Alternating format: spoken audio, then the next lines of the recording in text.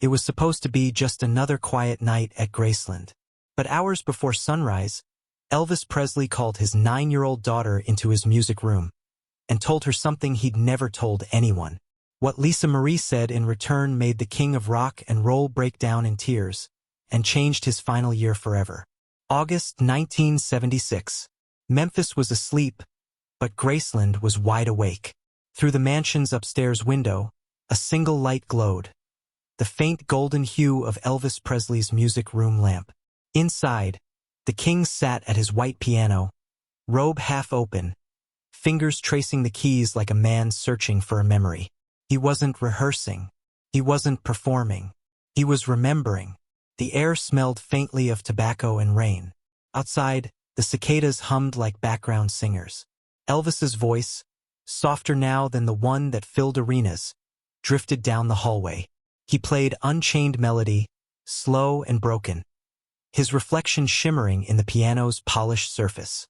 Halfway through the song, a tiny shadow appeared in the doorway. Lisa Marie, 9 years old, barefoot, hair tangled from sleep. She'd woken to the sound of her father's music. "Daddy?" she whispered. He turned and smiled, tired eyes but warm. "Couldn't sleep either, huh?" She shook her head. "Why are you playing so late?" Elvis looked back at the keys. The truth hung between them like smoke. "Sometimes," he said, "the night's the only time that listens." He patted the piano bench beside him. "Come here, baby girl." Lisa climbed up beside him, legs swinging off the side. Her pink nightgown brushed against his robe. He started playing again, this time gentler, softer, like a lullaby only they could hear. The clock on the mantel read 12:47 a.m. downstairs. The housekeeper's TV murmured faintly from the kitchen. Every sound outside the room faded, leaving only the piano and the hum of the air conditioner. Elvis glanced at Lisa and smiled again. That crooked grin America fell in love with. But behind it, something else. Something heavy. Lisa noticed. Children always notice. He stopped playing mid-note. The silence that followed was thick, fragile. "Daddy?" she asked. "Are you sad?" He chuckled softly, trying to deflect. "Nah, just thinking." "About what?" Elvis exhaled, eyes drifting toward a framed photograph on the piano. His mother, Gladys, holding him as a boy. "About how fast it all went," he said quietly. He reached for the photo, his thumb brushing the glass. "She'd sing me gospel songs till the sun came up. Told me never to forget where I came from." Lisa leaned on his arm. "You didn't forget." He smiled. "Maybe not where I came from, but maybe who I was." She tilted her head. "What do you mean?" He didn't answer. Not yet. Instead, he began playing again, the opening chords of Love Me Tender. His voice cracked slightly, not from age but from emotion. He looked down at Lisa and whispered, "You know, baby, there's a lot of noise out there. Crowds, cameras, people wanting something all the time. But this," he nodded toward her, "this is the only quiet that matters." Lisa rested her head on his shoulder. "Then don't let them make it noisy." That line, simple, innocent, hit him harder than any lyric he'd ever sung. He stopped playing again. And for a long moment he just stared at her, the little girl who saw past the glitter, the fame, the crown. Outside, thunder rolled in the distance. The curtains swayed from a soft midnight breeze. Elvis stood, walked to the window, and looked out over the lawn. The gates of Graceland gleamed faintly under the streetlight. Those same gates covered in fan messages, prayers, and signatures. He whispered, almost to himself, "They all love Elvis. But sometimes I think they forgot I'm just a man." Lisa's voice came from behind him, quiet, small. "I didn't forget." He turned, eyes shining in the half-light. And for the first time that night, he smiled without pretending. But something inside him had shifted. Whatever he was about to say next, it wouldn't be for the cameras or the crowd or even the legend. It would be for her. Because before the morning came, Elvis Presley would reveal the one truth that haunted him most. What do children notice that the world refuses to see? The house was still. Only the rain tapping against the window reminded them the world still existed outside. Elvis leaned back on the piano bench, staring at the keys as if they were keeping his secrets. Lisa Marie sat cross-legged beside him, watching quietly. She could tell he was building toward something, the way his foot tapped, the way his fingers rested but didn't play. He sighed. You ever wonder what people dream about when they look at me? Baby? Lisa shrugged. They dream about the songs. He smiled sadly. Yeah, but songs end. The man behind them doesn't always. He reached for a glass of water on the piano and took a slow sip, staring at the family portrait across the room. In it, he looked perfect. Tailored suit, wide smile, Priscilla beside him, Lisa in his arms. But even from where he sat now, he could see what others couldn't. The exhaustion behind his eyes. When I was your age, he said, his voice barely above a whisper, I thought I could fix everything by singing loud enough. Lisa frowned. Did it work? He shook his head. It made people happy, but it didn't fix me. He reached into his robe pocket and pulled out something small. A folded, yellowed piece of paper. He unfolded it carefully, the creases fraying like old scars. Lisa leaned closer. What's that? A letter, he said. One I never sent. He smoothed it on the piano lid. The handwriting was messy, rushed, written in blue ink. It was for your mama, he said softly. From years ago. I wrote it on a plane after a show in Houston. Never gave it to her. Lisa's eyes widened. Why? He stared at the words. The ink faded but readable. I'm sorry for the noise, the miles, and the promises that turned to smoke. He looked up at her. I thought I'd have time to make it right. Lisa didn't move. She just listened. The rain outside grew heavier, matching the weight of his words. I kept thinking I could fix everything with another tour, another record, another house. But you can't buy back time, baby. You can only spend what's left. He folded the paper again, hands trembling slightly. That's my curse, always chasing what I already had. Lisa reached over and took his hand, small fingers wrapping around his ring. Daddy, she whispered. You didn't lose it. You just sang too loud to hear it. The line hit him like a confession. His eyes filled, and for a moment the king of rock and roll didn't look like a legend. He looked like a father learning how to speak again. He pulled her into his side, resting his chin on her head. You know something? I spent so much time trying to be Elvis. He paused, his throat tightening, that I forgot how to be daddy. Lisa looked up at him, tears in her own eyes now. But you're being daddy right now. He smiled, broken and beautiful. Yeah, maybe I am. He stood and walked toward the wall, where his gold records hung like trophies, reminders of the noise. He ran a hand across one. These things, he said, they shine, but they don't glow. You can't hold them when you're lonely. He turned back to her. You know what I'd give, baby, to trade just one of these for a single morning at the kitchen table with you and your mama. No cameras, no stage, just us? Lisa tilted her head. You don't have to trade it. You can still have it. He chuckled. You sound like your grandma Gladys, always believing in things I'd already given up on. She hopped off the bench and wrapped her arms around him. Then believe me instead. He froze.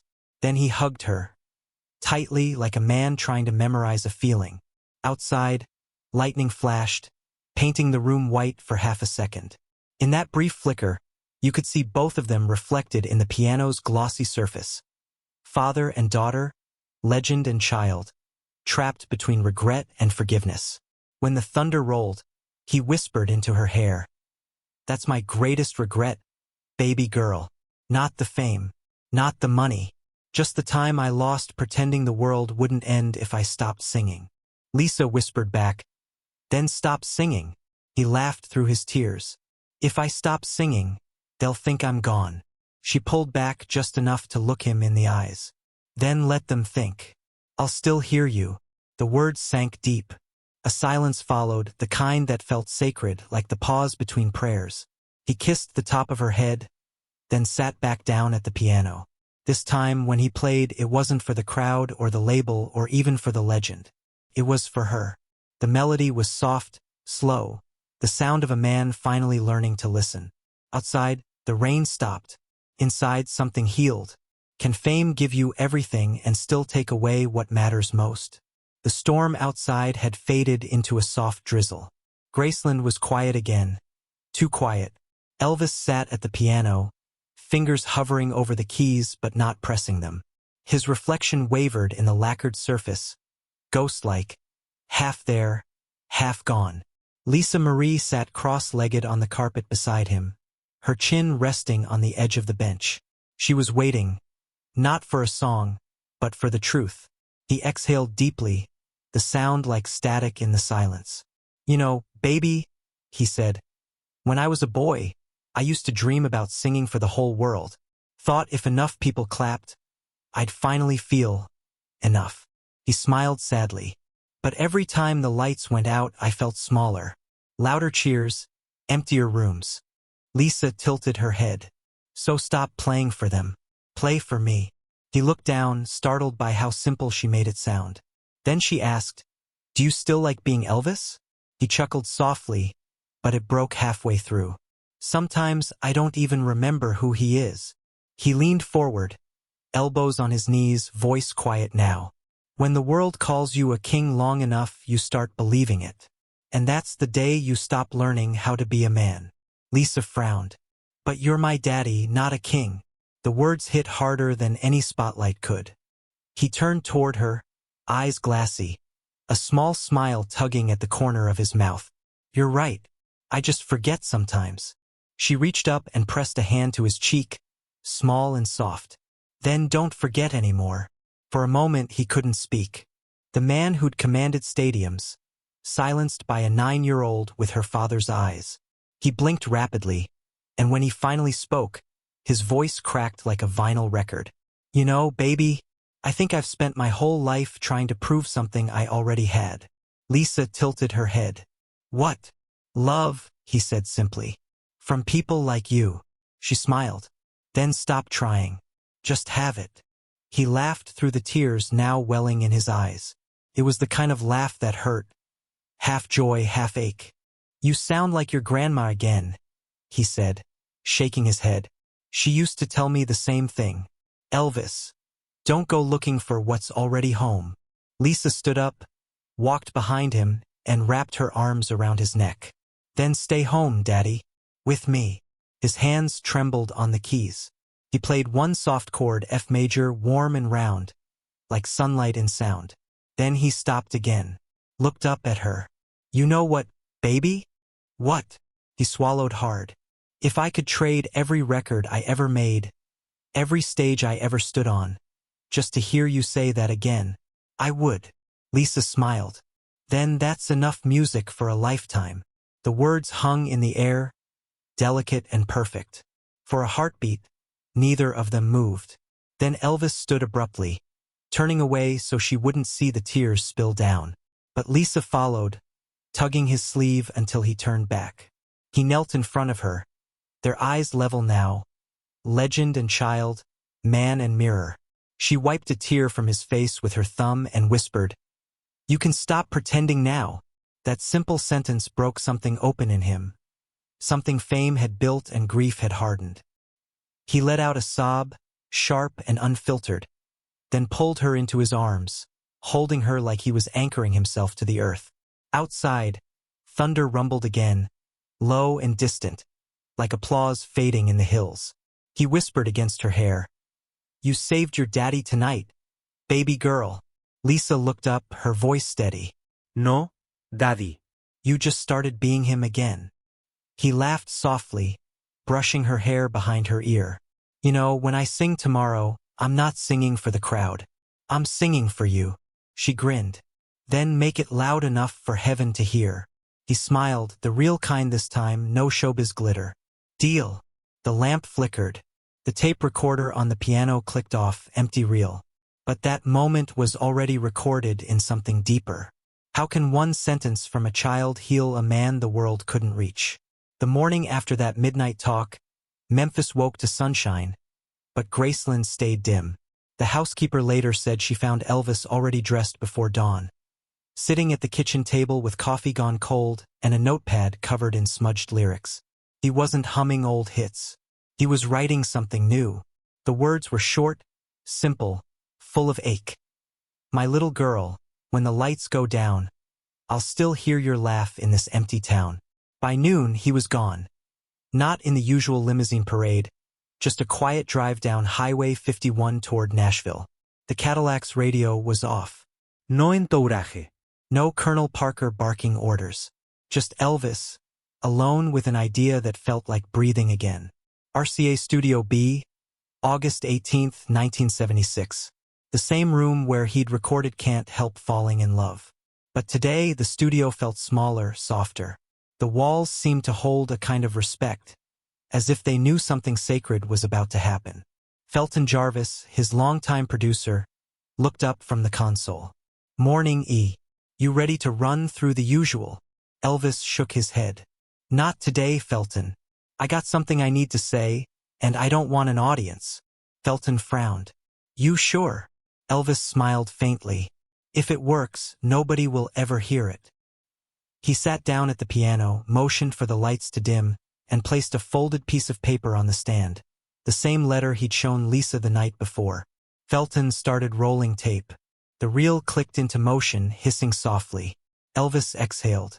Then, in a voice barely above a whisper, he sang.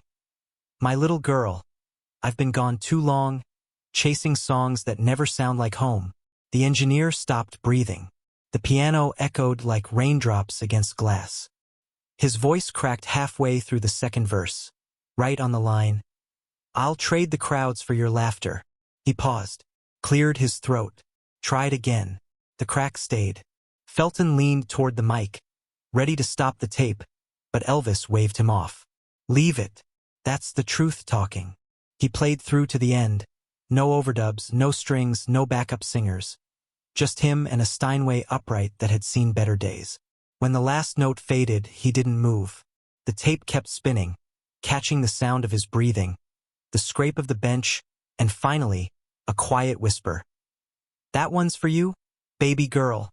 Felton waited for him to speak again, but Elvis just stood, slipped the lyric sheet into his coat pocket, and said, "Lock it away, Felton. Not for the label. Not for the fans." Felton nodded, confused but respectful. "You sure you don't want to mix it?" Elvis smiled. No. "That's how love's supposed to sound. A little unfinished."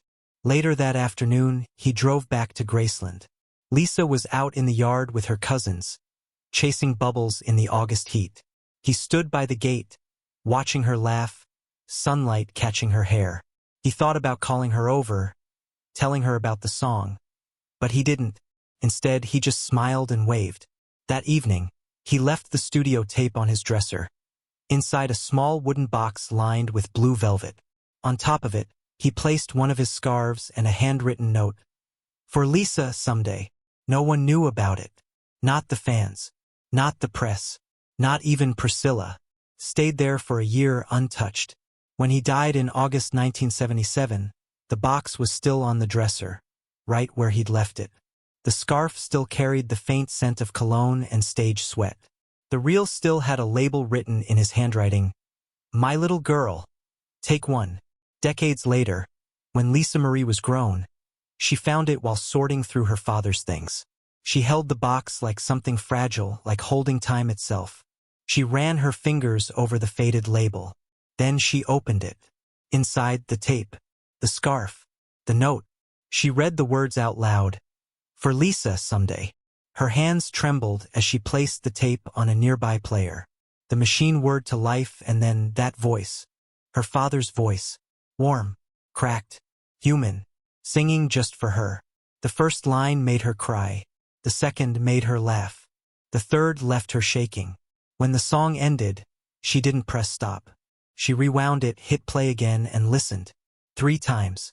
By the 4th, she was smiling. "You kept your promise, Daddy," she whispered. A journalist years later asked her if the recording was ever meant to be released. Lisa shook her head. No. Some songs belong to the world. But that one belongs to love. In 2005, a bootleg version surfaced, short, incomplete, hissy with age. Fans still argue whether it's real. Some say it's an urban legend. Others swear you can hear him whisper her name at the end. But inside Graceland's private archives, there's a single master tape with his signature across the label. Every year, on the anniversary of his death, it's played once, quietly behind closed doors. Only a handful of people have ever heard it, and every one of them says the same thing afterward. It doesn't sound like Elvis the performer. It sounds like Elvis the father. Can a voice outlive regret? Nashville, Tennessee, April 2005. The lights inside the Ryman Auditorium dimmed to a soft amber glow. 7,000 people sat in reverent silence, waiting. A single spotlight hit the center of the stage. Lisa Marie Presley stood there. Black dress, hair pulled back, a small smile trembling at the edges. On the stool beside her rested a reel-to-reel tape machine, the same kind Elvis had used at RCA nearly 30 years before. She took a slow breath and looked up at the crowd. "This one," she said, "wasn't meant to be heard, but I think it's time." The crowd stirred, a hush rippling through like wind across grass. She pressed play. The tape hissed. Then came his voice. Rough, warm, fragile. "My little girl, I've been gone too long." Gasps rippled across the audience. Every person in that hall recognized it instantly. Lisa stood still as her father's voice filled the room. Then, when the chorus came, she joined him, her voice soft, trembling but strong enough to meet his halfway. Father and daughter singing together across time. The crowd rose to their feet almost instinctively, not clapping, not cheering, just standing, as if witnessing something holy. In that moment, decades collapsed. Grief turned into harmony. The king's regret became his redemption. On the final line, "I'll trade the crowds for your laughter." Her voice cracked the same way his had. No one dared breathe. The song ended, but the silence that followed was louder than any applause could ever be. Lisa smiled through tears. "He wanted it to stay private," she said softly. "But some things are too beautiful to hide." The ovation came then, thunderous, unstoppable. People wept openly. Some called out his name. But Lisa just stood there, eyes closed, letting the sound wash over her like forgiveness. Backstage afterward, a stagehand handed her the tape reel. "You want me to store this, Miss Presley?"